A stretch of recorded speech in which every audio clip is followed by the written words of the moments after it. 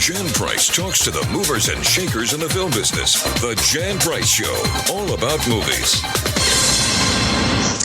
You're listening to the Jan Price Show, and today my guest is Katie McEntire Wiatt, and we're going to be talking about her new documentary, Fly Like a Girl. Welcome to the show, Katie. Thank you so much for having me. You're so welcome. I was so interested in this movie, for a number of reasons. First, my father was a pilot, and I always wanted to learn how to fly. Unfortunately, I didn't, but I have flown, airplanes. I have, friends have given me the controls to fly, but I never actually went to school to learn how to fly. And as a child, we had our own airplane. So So I wish I had learned when I was younger, but I was too young to learn at that point. So very exciting. So I thought this movie was fascinating. And I want to know how you got attracted to this, to Fly Like a Girl. Yeah, so it's a long answer, so I'll give you the shorter version. You can talk as long as you'd like. Well, so it really goes back to, I live in Central Florida, and we have this amazing aviation expo here every year called the Sun and Fun Aerospace Expo. And about 11 years ago, I was at the expo and I saw Patty Wagstaff fly. And it was the first time that I'd ever seen a female pilot do aerobatics before in my life. And I was just blown away by her. And so I came home and I had to research all about her. And it just kind of opened up this fascination with female pilots and even the history about women in aviation. I got books. I started reading articles, seeing the very few movies that were out there, watching them. And at the same time, I was actually a public school teacher. And about 6-7 years ago, I had a student in my class that it was a female student, and she was really struggling with math. And she had mentioned to me that she felt like girls were not as good at math as boys were. And so that just really struck. And I thought back to my growing up, and when I was in 5th grade, I had a teacher. I struggled a lot with math, and I had a teacher that told me that some girls like me just couldn't do math. And in that moment, I just felt like how many other girls are getting the message that there's things that they can't do because they're a girl. And so it kind of became a goal of mine to change that narrative of the girls in my classroom, and also the boys, so that boys equally felt like girls could do what they set their minds to. And so fast forward a couple years after that, I was able to leave. I left teaching to do filmmaking full time. I'd always been doing filmmaking on the nights and weekends, but was finally at the point in my career where I could do it more full time. And so around that time, I just had this spark of interest in doing a documentary. I've always wanted to do documentaries. And I just really felt like aviation was something that I was really intrigued by, and specifically women in aviation. So that's kind of the beginning of it. And then I felt like it was a great way, the film would be a great way to show girls, women doing things that sometimes are considered non-traditional, that should not be non-traditional for women. And so it all kind of came together, the passion to show young girls that they can do things that are considered STEM things, or things that are considered hard, that just because they're a girl doesn't mean that they can't do it. So it all came together, and Fly Like a Girl was what came out of it. It's a wonderful documentary. There was so much to it, and I love the archival footage of all of course we all know about Amelia Earhart, but there were what was also interesting was that there were Black women who were in aviation, back in the 20s and 30s that nobody really knew about, and even. So talk a little bit about that, because I thought that was really fascinating too, because we didn't know about Black women being in aviation. I'm really glad you brought that up, because a lot of people can name Amelia Earhart. If you ask them who a female aviator is, a lot of people can name Amelia. Most people can name Amelia Earhart. Right. But that's sort of the limit of it. And when you start looking at the women that were involved in aviation, it goes as far back as the Wright brothers had a sister named Catherine that a lot of people don't even know about. But especially especially the female aviators of color and the Black women, there's a lot of stuff that we just don't know about them or that has not been shared yet. And so one of the women, Bessie Coleman, she started flying in the early 20s and had to actually go to France to get her pilot's license because Black women were not allowed to fly in the United States and they were not granted their pilot's license. So she went to France to do that. Even not in the 40s during World War II, there was another woman, Willa Brown, who also, she was a pilot and she was a flight instructor for some of the male pilots during the war. And she taught, some people have heard of the Tuskegee Airmen. She was one of their flight instructors. So there's a lot of women like Willa and Bessie that we're just not as aware of. I think some people are starting to learn a lot more and it's coming to the forefront. And I'm grateful for that. But there's still a lot of women that their stories are waiting to be told. And there's a lot of women that we don't have a ton of information on either. A lot of the archives and stuff like that are sort of minimal on them. So it's been really interesting for me to learn more and to realize that women were actively involved in aviation from the very, very early days. It's fascinating because we don't know about it. As you say, everybody knows Amelia Earhart. I think everybody learns about her in school, but we don't know about the other women aviators. And you've got some really interesting people. Well, Patty Wagstaff, you mentioned. She's the national aerobatic champion. Her story is really interesting and beautiful woman, just a stunning woman. Even when she was younger, but as she has grown older, she's just incredibly stunning, but just really very articulate. And what she does is just, again, not many men can do what she does, nonetheless, being a woman. So let's talk about her story a little bit. Yeah, Patty was one of the, was the spark for the film. And so I am a huge fan of hers. And she was one of our very first interviews. And we got to go to her. She has a aviation school in St. Augustine, Florida, where she does upset training and aerobatics training and all that. So we got to go to her hangar in St. Augustine and talk to her for several hours. And it was, for me, it was one of the coolest experiences because it felt this person who had inspired me all those years before to find out more about women in aviation, and I had met her before, but getting to sit down and talk with her was just a dream come true. And so she is incredible. She's actually a 3-time U.S. National Aerobatic Champion. She was the first woman to win it. And then she went on to win it 2 more times after that. So a total of 3 times. And unbelievable. She actually got started in aerobatics. She was out in Alaska. She had learned to fly when she was in Alaska because she had been in a plane with a male pilot who had actually, if I remember this correctly, he had crash landed the plane. And so Patty thought, I can learn how to do this better. So she took flight lessons, learned to fly, and then several years later just found out about aerobatics and fell in love with it and took lessons, and the rest is history. I mean, she is one of the best aerobatic pilots out there. Still to this day, she's flying in air shows across the country and is just an incredible pilot, has great airmanship, and she's very inspiring and takes the time to really talk to especially to young men and women who are interested in flying. And it's funny, if you saw the film, so Afton, who's the 11-year-old in the film, Patty Wagstaff, I want to talk about her.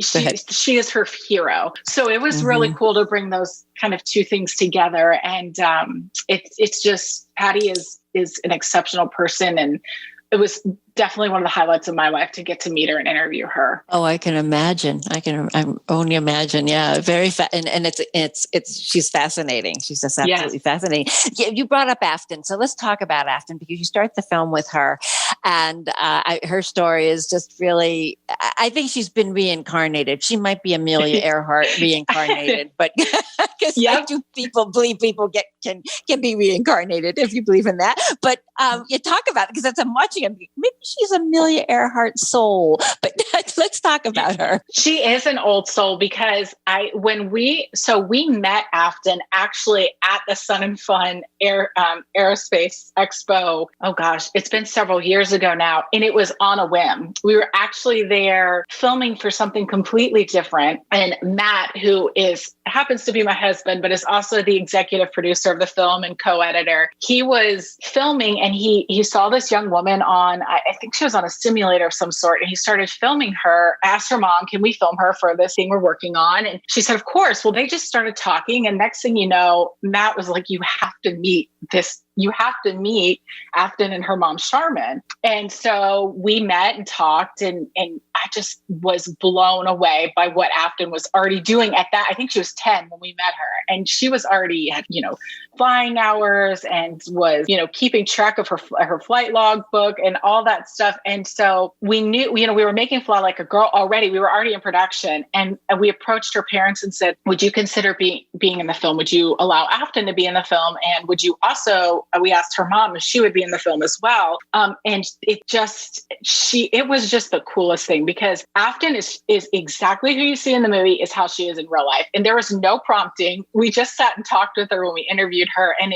we just had fun. I mean, we did not have to say, could you go back and say that this way or do that? I mean, she just was so real and authentic, and her parents are amazing. They are supporting her dream. Neither of them come from an aviation background. They're not super wealthy. So it was really great to have her as part of the film to show that, you can be from different backgrounds and get to aviation, that there's lots of different ways to do that. So she is just a one of a kind, an incredible young woman. She's working on getting her glider's license right now, which she can get at 14 when she's 14. So she is working towards her solo on that. And I'm fairly confident that we will see a lot more from Afton in the aviation world in the future. Oh, I think so, for sure.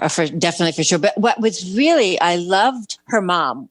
You didn't interview the dad. I don't remember. We didn't interview him. He is there. No. He's there at the end. At the end of the film, you see him briefly, but we actually only interviewed women for the film. So, good. But her dad is amazing. Joel is awesome. So he's a lot of fun too. Well, I just loved how they were so supportive of their daughter and everything they were doing. I mean, because that's what parents really should be doing, rather than going, oh, this is a pipe dream. You'll never be able to do that. You're a girl, whatever, all the things. And to go back to the math, I had trouble with math too. So I think that's one of those stereotypical things that we get. But I just loved how obviously her parents, but her mom is the one who's interviewed in the film, were so incredibly supportive of her and her dream and helping to make this possible. I mean, it's just, because this Afton is just so immersed and has been, from a very, very young age, that she knew what she wanted to do. I think that's amazing. Yeah, at 3 years old. Her mom, it's hilarious because they talk about how they would go to the toy store or they would be outside, and, a lot of the other young girls would be playing with Barbies or dolls. And not that there's anything wrong with that, but it's just, what you expect from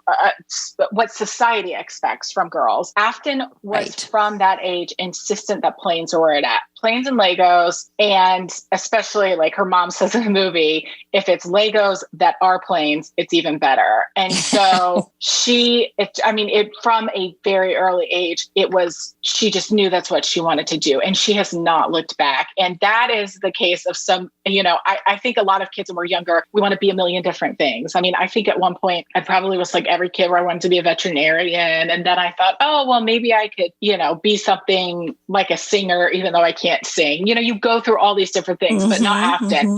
From the very beginning, she knew she wanted to be a pilot. And that was one of the reasons why we really wanted to include her in the film, because I think that's so unique for a young woman to really be that confident in something that, again, we see very few women doing and know that she could do it. And I think that really is the testament to her parents and the support that they've given her. Oh, it definitely is a testament to her parents. Yeah, definitely. Well, also what's interesting too is your background as an educator, and that that comes through to me, and that's maybe why you want to do documentaries, because documentaries are educational, but also taking this young girl and watching her grow that helped with your background. I'm sure that was just very synchronistic. Yes. Oh, it absolutely. And you hit the nail on the head.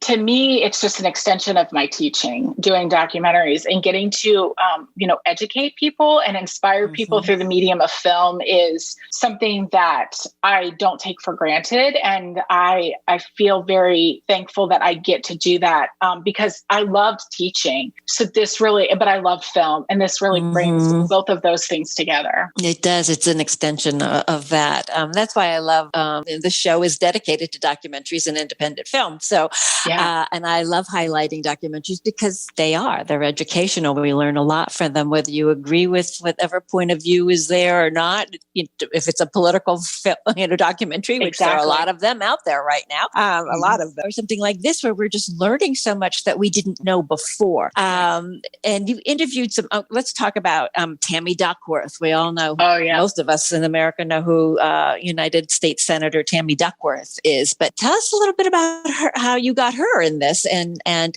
her story, because I'm not sure everybody's 100% sure of her story. So getting to meet Senator Duckworth and interview her was another dream come true. She is somebody that I have been following before she was a senator. I learned about her through Women in Aviation International when she was inducted into their Hall of Fame, and I just was so intrigued by her story and the fact that she was now going into politics and all that. It just was very fascinating to me. So when we started making Fly Like a Girl, she was not yet a senator.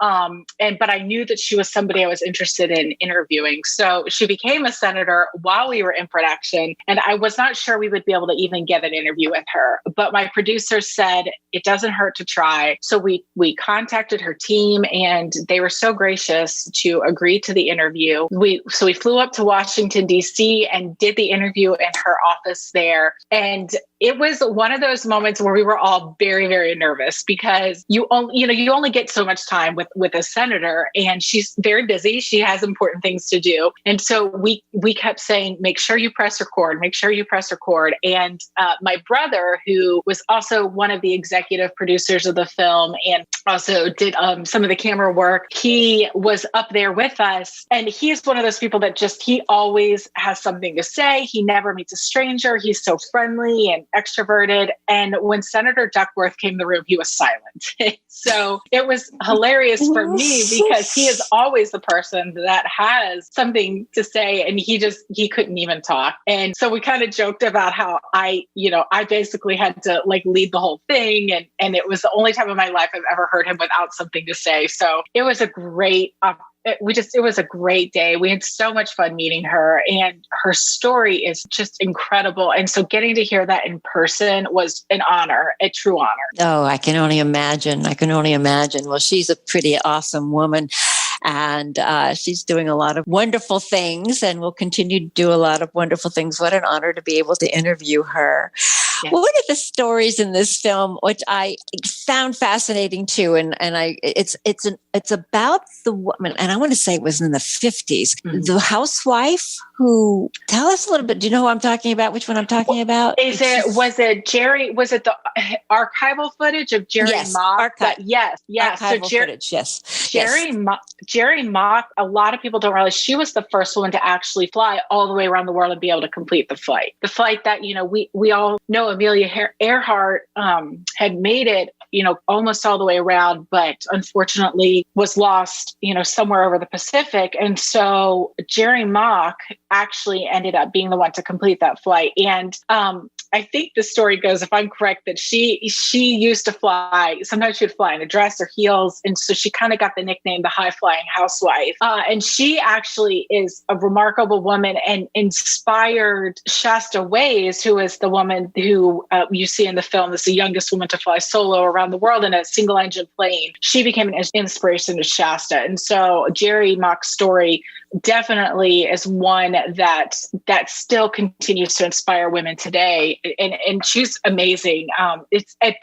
She deserves her own documentary for sure. Oh, she does. She definitely does. We don't know that name.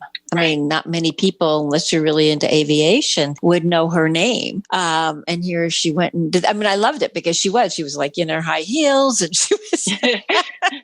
in her pretty dress. Yep. When she was flying. So it was interesting. As an educator, for you, you did the research. I'm assuming you had other people, but what was that like for you? I mean, was it like, like you would find one little piece of footage and then that leads you to another piece of footage? I mean, how long was your process of doing the research on this, and then it lead you down different roads that you hadn't expected? It's funny because, we did do a lot of research in the beginning.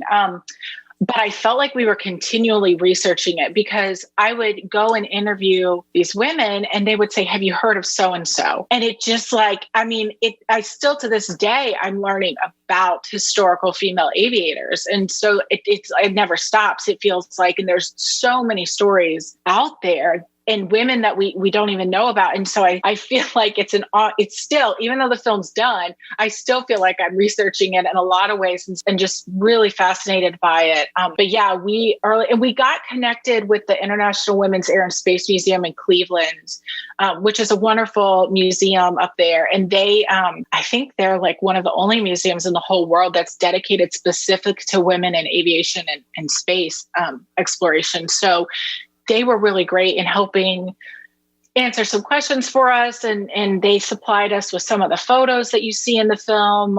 And so they were wonderful. And we also had visited the WASP Museum, the Women's Air Force Service Pilots. We went to their museum that's out in Sweetwater, Texas. And so got a chance to get a lot of background there too on their part of the story. Absolutely fascinating. I mean, this movie, it's just a really interesting, fascinating, educational. It's got all of the, and just fun, just fun too. It's fun to see all of this archival footage. Where can people see this movie, Fly Like a Girl? Yes, so it's available right now on video on demand platforms. So Amazon, iTunes, there's a bunch of, any major video on demand platform. They can rent it, they can own it. It is out there for them to see.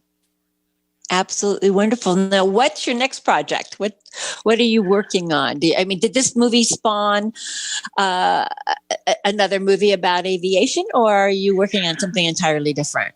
So I definitely think that aviation has not left me. There is another story there to be told. And I absolutely believe that there's another documentary there. The next, we actually have 2 other documentaries right now that are in pre-production. And they are about women, which I'm excited about because I think that's really one of the things I enjoy is telling the stories about women who people may not, or they may think they know them, but they don't know a lot about them. And so we're working on that. And I can't go into a ton of specifics yet, but we're just, it's exciting. And I think a lot of people will be excited to learn more about these women and what they've done. I can't wait. Can't wait. I'll have to have you back on the show to once you get that completed. Where are you in your process? I mean, it's COVID, hurt this process a little bit for you. It's funny slowed because things down. Yeah, so we joke that we still have our day job, our film company. We do a lot of commercial and projects like that, but we do a lot of original work too, so short films and documentaries. But it kind of, for us, things slowed down, but it also gave us a chance to really spend some good quality time pre-producing these documentaries and some of our other original content. So we're working on some docuseries and things like that we just tried to make the best of it and take that opportunity to really spend time researching and pre-producing. So although it has slowed us down a little bit, it hasn't stopped us. Good. Undaunted, like the women in Fly Like a Girl.